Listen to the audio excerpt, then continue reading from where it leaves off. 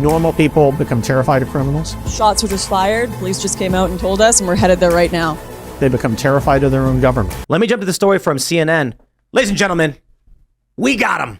House Oversight GOP released documents showing payments made by Hunter Biden to his dad. Documents say they were for a car. I wonder why CNN added that last bit. Documents say they were for a car, as if that changes the fact that Hunter Biden's business was sending Joe Biden money. You know, it's like, but it was for a car. I'm like, oh, so is that what the corruption was paying for? I don't know what your point is, but it wasn't that much money. It was $1,380 for over 4 months. So I think it didn't, was it 4 months? But yes, he was directly paying him. And so here's what I worry about. Sure, it's big. You know, Joe Biden repeatedly lied about having no involvement. Oh, come on, dude. You're getting reimbursement from his company. Not only did he lie about whether he talked to any of his business associates, he said he had nothing to do with his business. And now it's, you did talk to his people and you actually received direct payments from his business for which you are directly involved. And there's emails showing you being directly involved. Y'all, you're lying. Here's the problem. The House GOP seems to be dripping this one out so slowly. None of these things are landing. Like this story, you know, I see it and other people are like, oh, hey, look at this. But it's like, oh, okay, I don't know, one payment. Yo, if they came out with one big hit and said, here is all the proof and slammed it on the table and then maybe held back a little bit, it would land much, much better. Maybe that's the plan for going into 2024. Maybe the October surprise will be the big syndicate org chart of Joe Biden on top with the red yarn going from person to person. But when they do these stories, it's like, yeah, okay, we got him. You know, he's sending money directly to his dad from his company, not personally. It's still such a thin sliver of a story. I don't think it hits that hard. I don't think it hits at all. Right. I'm not even convinced. Like, if you had some kind of significant evidence of significant payments, even that at this point, I feel like would be kind of brushed under the rug by the corporate media. At least it would have to be something that was absolutely devastating to not be just ignored. I really think that the corporate media is just, they're not going to report on it, not going to treat anything like it's a serious I kind of think violation of the law. I kind of think this is all just a mistake for the Republicans, to be honest. Maybe. Nobody ever cared about Joe Biden. Nobody in 2020 cared about Joe Biden. Nobody in 2019 cared about Joe Biden. Joe Biden could literally walk onto stage and just take a dump right on the floor and walk out, and it would change nothing. His approval rating is in the gutter because he's a bad leader and this country is facing serious hardship, but no one's paying attention to Joe Biden, the man. Mm-hmm. Nobody thinks he's capable or competent. Nobody wants to vote for him. They want to vote against someone else. So when the Republicans come out and they're like, oh, look what the Bidens are doing, regular people are like, yeah, we don't like him either, but we'll vote for him. So it's funny because Trump had that famous line, you know, I could shoot somebody on Fifth Avenue. Yeah, well, Joe Biden could take a dump on the middle of the Oval Office floor with live cameras rolling, and it would change nothing. There's been so many dumps on the floor tonight. I mean, we're with the dinks, all that But that's Joe the point talk with Gavin Newsom. Yeah. You know, I know. a lot of poop. It's a lot of taking a dump on the floor, you know, just in front of a bunch of people. But my point is this: when you combine my point by combining all of it is, yo, default liberal types literally don't care what you do. No, they don't. They really don't. Again, like I'll reference, like, you know, one of my buddies in California, we were talking, and he's like, you know, one of the things that I'm really sick of hearing is like, you know, someone will be like, oh, well, this guy did this, but that guy did this, and da-da-da. And he's like, I don't care. Then prosecute them all. And I think that that's the way that a lot of people feel, but they don't feel strongly enough about prosecuting people that are ostensibly on their team or their side to actually get their representatives to do anything. You know, we are so past there being a system of laws in this country. Just, it's not even a point to bring it up, right? We know Joe Biden did it. We know what he did. We know about the payments. We know about the phone calls. We know about the flying to Ukraine. We know why he did it. Victor Shokin has sworn testimony. You can lay it all on the floor. We know the crimes are being committed. We know that on January 6th, on one side of the building, police allowed people in, pulled the barricades aside, fanned them in, opened the doors, waved them in, took selfies with them, and gave them tours. And we know that BLM in Atlanta set fire to a Wendy's and were given a slap on the wrist and no jail time. They were given probation and community service. We know that the federal government has not charged the far leftists who stormed the government facilities outside of Atlanta at Stop Cop City, and it's a state level charge only. The idea that there is law and order in this country. So when I say, civil war, people need to start waking up to what's going on.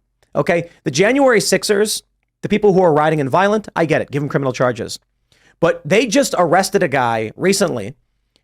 He had flown to Nashville for Lady Ballers. He flew back, they arrested him on the spot. Mm-hmm. Even though he had already answered questions 2 years ago. And his story is that I think he stood at the foyer of one of the doors they opened and filmed and then left. Didn't matter.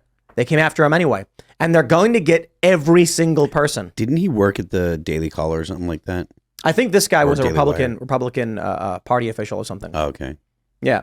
The point is, if you are on the right, the feds are coming for you. Mm-hmm. There is no semblance of justice, and they don't care if you think there is or isn't. Mm-hmm. It's meaningless. So, they are wielding power and violence against people, raiding their homes. If I guess you can tell me what you think civil war is, because I suppose if nothing's being done to combat the corruption, the Republicans are super concerned about Joe Biden getting payments and not so much with January 6th. Now we're hearing that they're going to release the remainder of the J6 footage, but they're going to blur faces. And of course, everyone's saying, yeah, to protect feds. Yeah, of course. Because the feds already have all the videos. Yep. So here we go. There's no functioning system of laws. We were swatted 15 times last year. Nothing was done. They never found out. Marjorie Taylor No. Greene. We know. We know. You do. We have a general idea of who it was and how it happened, and everything lined up perfectly. And no matter how many agencies we call, and no matter how much evidence we submit, they just laugh and say no. So Marjorie Taylor Greene just did an interview with Tucker, got released today or yesterday maybe. She's had the same thing. They can't find out who swatted her. They won't give her any information. Well, to be fair, her circumstance and ours are very, very different. But can't they find out who it is? She brought up that they unmasked Carter Page, right? It is fair to say that properly done, it is damn near impossible to track.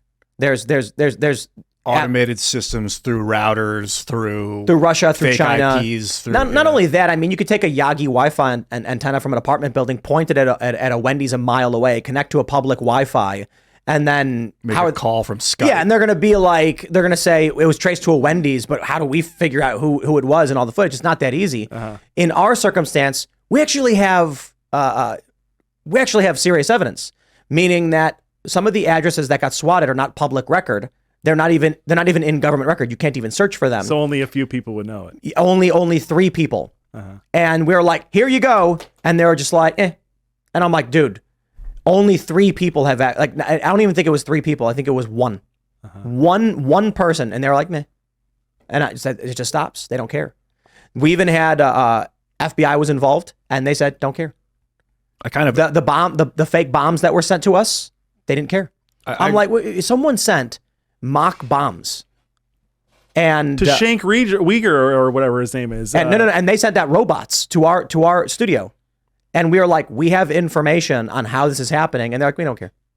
And I'm like, you guys had to come out for this, and they're like, never called us once, never asked us, didn't care. And so a lot of people actually started posting like, it's the feds doing it to you, and I'm like, well, I don't know about all that, but I can tell you they certainly like that it's happening because they're corrupt, evil, lazy, or a combination of all of it.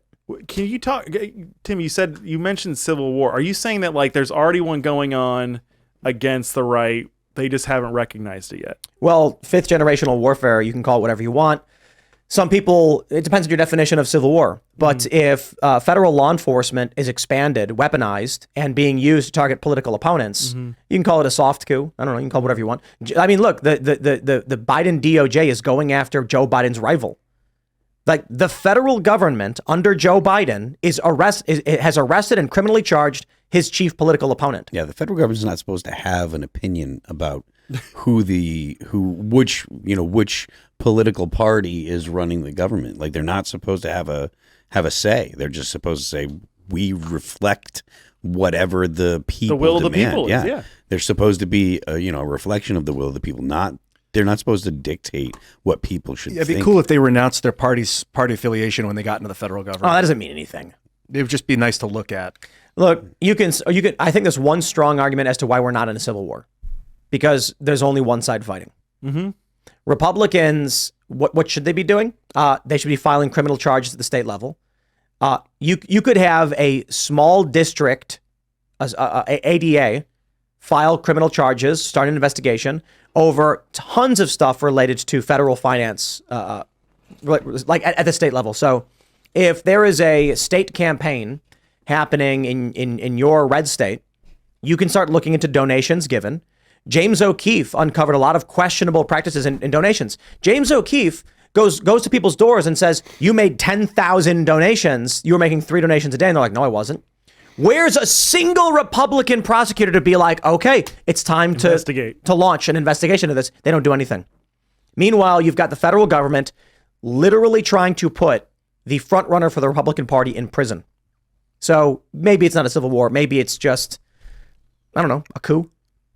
I agree that there are legal ways to attempt to, rectify, but I'm kind of with you that like the law has become so abused in this country in the last 110 years, pretty much since the soft coup of the Federal Reserve and these Jekyll Island dudes, JP Morgan and friends, that it's like accept it and just change the minds of the people so that whoever has the control of the mob is going to be good. That's the thing. I think it's important to mention that we're winning. And it's because we've focused on cultural issues and less so politics. So while it is frustrating to see Republicans not doing anything, the groundwork being laid by, say, Rumble, Elon Musk, especially with buying X, with parallel economy. Mm-hmm. This is essentially Dan Bongino, this is Rumble, this is several others, launching a financial transaction system, which we use for Timcast.com. You have Public Square, businesses that support American values. All of these things are creating chainmail that is that's protecting us, and as it grows, it protects more and more of what America should be, could be, and in many ways used to be. So while it's frustrating to watch a lot of this stuff happen, I think it's important to mention too, they can keep trying this stuff, but I think acts of force prove their desperation. Mm-hmm. The only way to stop Trump is to just cross the line and try to have him arrested. That precipitates their fall. The first that this whole parallel economy thing got really, really real for me was this past week when the Lady Ballers trailer came out. It looks like a Hollywood level production movie, right? Like it looks really good. The preview's funny.